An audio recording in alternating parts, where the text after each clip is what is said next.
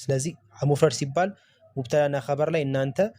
ነጠላ ሁለትዮሽ ሙሰና ምናምን እንዳትሉ እሱ አይደለም የተፈለጉት ሙፍረድ ሲባል ማ ለይሰ ጁምለተን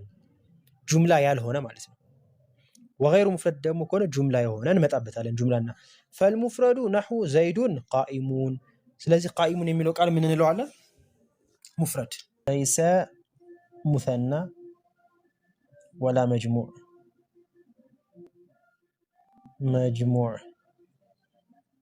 ማለት ለምሳሌ አዘይዳኒ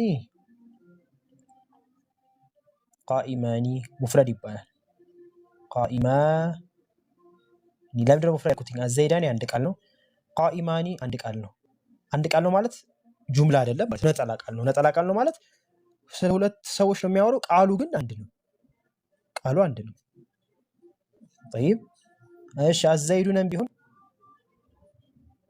ግን ስለ ከሶስትና ከዛ በላይ ነው ማዕናው ከዛ በላይ ነው የሚሰጠው ግን ቃሉ ግን አንድ ነው ይሄ ምን ይባላል ሙፍረድ ተብሎ ይጠራል ምን ባብ ውስጥ ባቡል ሙብተዳኢ ወል ኸበሪ ግልጽ ልብ በሉ ይሄ ባቡል ሙብተዳና ኸበር ላይ ይጠይቃሉ ይሄን በኋላ ላይ ባቡል ሙብተዳ ኸበር እሺ ገይሩ ሙፍረድ የሚባለው ባቡል ሙብተዳና ኸበር ላይ ማን ነው ጁምላ እስሚያም ይሁን አው ፊዕልያ